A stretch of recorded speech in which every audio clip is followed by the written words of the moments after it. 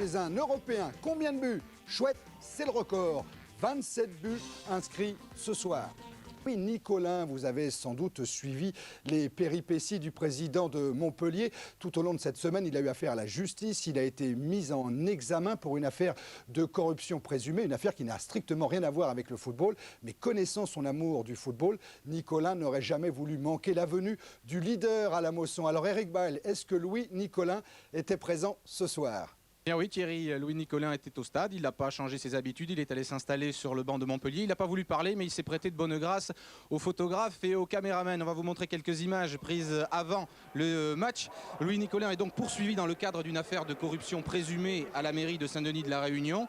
La société de Louis Nicolin a obtenu là-bas le marché d'enlèvement des ordures ménagères par la mairie.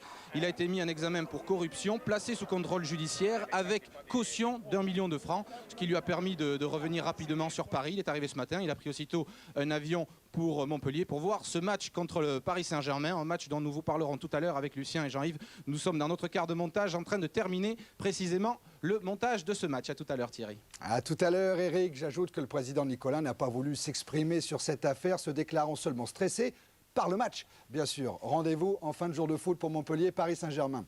Lyon-Lens, c'est Gravelaine ou c'est Ouéa qui a joué ce soir ? Écoutez, depuis le match de Coupe de France contre Côte-Chaude, l'attaque du Paris Saint-Germain, c'est Gravelaine, Ginola. Pour ce soir, il y avait 3 possibilités. Regardez. Alors, la première possibilité, c'est Ouéa, Gravelaine. Ils n'ont jamais été titularisés ensemble. Deuxième possibilité, Gravelaine, Ginola. C'est celle qui joue ces derniers jours. Et troisième possibilité, Ginola, Ouéa. Alors, on a tout simplement demandé à Georges Ouéa de nous dire qui jouait ce soir. Georges Ouéa. Et ce soir, c'est Xavier et David qui jouent ce soir. Ouais, je suis en remplaçant. Voilà, donc attaque Ginola, Gravelaine. Bernard Lama n'avait pas joué contre Angers, il avait été remplacé par Borelli. Ce soir, il a repris sa place. Juste une anecdote, vous savez qu'il a été opéré du nez, de la cloison nasale. Eh bien, Bernard Lama n'est pas venu à Montpellier avec le petit avion privé avec le reste des joueurs du Paris Saint-Germain. Il est venu un avion de ligne, un avion plus grand, donc avec une cabine mieux pressurisée. Tout cela pour lui éviter d'avoir mal au nez. Thierry, vous pouvez nous appeler quand vous voulez parce qu'on a pratiquement terminé notre montage. Ah ben, tant mieux, rendez-vous tout à l'heure. Saison à s'être imposée au stade de la Mosson. Mais de l'autre côté, Marseille et Bordeaux sont les seules équipes, depuis le début de la saison, à avoir battu le Paris Saint-Germain. Alors pour qui la passe de 3 ? Pour Montpellier, avec un 6e match d'affilée sans défaite, ou pour le Paris Saint-Germain, avec une 8e victoire en déplacement. Montpellier, Paris Saint-Germain, Eric Bail, Lucien Dabila, Christian de Tranchant. À force d'entendre parler du rajeunissement de l'équipe de Montpellier, nous avons eu un choc en arrivant au stade. Vraiment, les dirigeants avaient poussé le bouchon un peu loin, surtout face au costaud des leaders du championnat, le Paris Saint-Germain. Lorsque nous nous sommes aperçus de notre méprise, il était déjà 20 h, chaude ambiance à la Mosson. En fait, ce soir, le match, c'est un peu la moitié de l'équipe de France A, les Parisiens, contre le flanc gauche de l'équipe de France Espoir, les Montpelliérains. La fougue de la jeunesse justifie le départ en fanfare de Montpellier. Coup franc rapidement joué. Le ballon parvient sur l'aile gauche à Bonicel. Centre pour Périlleux. Divers, remise pour Azanovic. De nouveau Périlleux. Frappe largement au-dessus des buts de Bernard Lama. Le Paris Saint-Germain n'a jamais réussi à gagner à la Mosson. Les Montpelliérains repartent à l'attaque. Azanovic cherche Lefebvre. Ballon trop long, sans difficulté pour Lama. Mais regardez, il heurte Alain Roche et se fait malonner. Je vous disais tout à l'heure qu'il venait d'être opéré de la cloison nasale. Lama, pas content. Petit à petit, le PSG étend son emprise sur le match. Valdo, le voici, se promène. La preuve. Passe pour Gravelaine qui cherche à éviter Rezo et bonne sortie de Barabé dans les pieds de l'attaquant parisien. Toujours 0-0, ce n'est pas un grand match.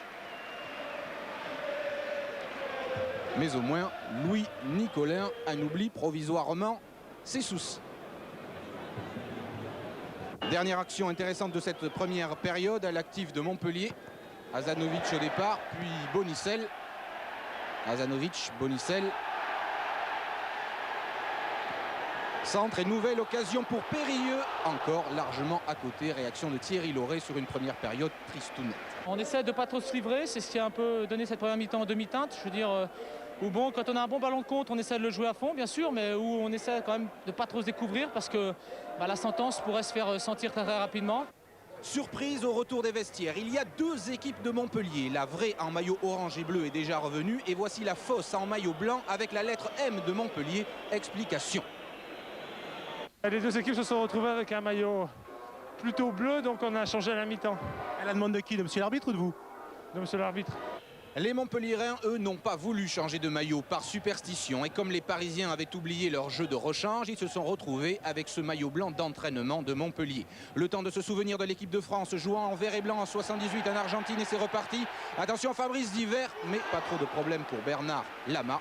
Fabrice Divert fêtait ce soir ses 27 ans. Ce maillot blanc donne peut-être l'impression à Montpellier que ce n'est pas le Paris Saint-Germain en face. Du coup, il joue mieux. Nouvelle frappe de Périlleux, encore à côté. Attention, faute sur Fournier à la limite de la surface de réparation. Coup franc, c'est Rai qui tire. À côté, c'est face à Montpellier au match aller que Rai avait marqué son premier but en France. Il reste 20 minutes à jouer. Pour ce tacle sur Rizzetto, Laurent Fournier reçoit son deuxième carton jaune. Expulsé. Arthur Georges fait rentrer Sassus à la place de Ginola. Coup franc dangereux pour Montpellier. Et Hasanovic frappe de peu au-dessus. Dans la minute qui suit, coup franc dangereux pour le Paris Saint-Germain. Valdo. Au ras du poteau. Toujours 0-0, mais en surnombre, les Montpelliérains restent dangereux. À 5 minutes de la fin, Périlleux. Hasanovic. Rizzetto face à Sassus. Rizzetto en retrait pour Hasanovic et Lama est à la parade. Score final 0-0. Match nul entre la jeunesse et l'expérience. On est relativement satisfait. En première mi-temps, je pense qu'on a eu l'emprise du jeu, mais sans se créer beaucoup d'occasions. En deuxième mi-temps, ce sont plutôt eux qui ont eu le ballon. Donc je pense que ça fait un 0-0 somme toute logique. Et oui, c'était le seul match sans but de cette 26e journée du championnat de France de première division avec le déplacement du leader chez un Européen, Montpellier, classé 5e avant cette 26e journée. On va voir ce qu'il en est après la journée avec nos tableaux, mais tout de suite deux résultats en Coupe d'Italie, en demi-finale de la Coupe d'Italie. Hier, et vous le savez peut-être déjà, la Sampdoria de Gênes a battu Parme 2-1, but de Lombardo et de Plate pour la Sampdoria, but de Asprilla pour Parme. Mais ce soir, surprise, en Cône, un club de seconde division a battu Torino 1-0, mais il s'agissait là de match aller, match retour le 23 février prochain. Jean-Jacques Amsalem, on peut regarder les tableaux qui vont récapituler tout ce qui s'est passé ce soir en première division. Avec donc deux victoires à l'extérieur, celle de Lens à Lyon et celle de Nantes à Strasbourg. Et deux résultats nuls seulement. Alors au classement, là c'est intéressant, il va falloir être attentif. 4 points maintenant séparent le Paris Saint-Germain de Marseille. Auxerre prend la 3e place à Bordeaux, mais Nantes devient également 4e et Bordeaux est encore européen, mais juste, car Bordeaux compte le même nombre de points que Montpellier. Cannes n'est pas très loin et encore Monaco, Lens, Lyon peuvent prétendre à jouer l'Europe la saison prochaine. Tant mieux. Dans le bas du tableau, ça va mal pour Toulouse et pour Angers qui sont maintenant à 5 points de la première division, à 4 points, pardon, de la première division. C'est déjà beaucoup. Martigues, Caen, Lille, voire Le Havre et Metz joueront eux pour la dernière place de relégable en seconde division. Les buteurs ? Ouelek, grâce à son doublé, prend seul la tête du classement des buteurs en devançant Yuri Djorkaeff.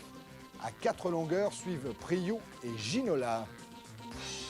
Le programme, c'est dans longtemps parce que samedi, ce sera la Coupe de France, bien sûr, les 16e de finale. Alors rendez-vous samedi 19 février avec un jour de foot à 22h15. À suivre un Paris Saint-Germain à Lyon, un Nantes-Angers, un Monaco-Sochaux. Mais l'affiche, ce sera pour le lendemain, dimanche 20 février en direct sur Canal+. Lefebvre, ici, est le destinataire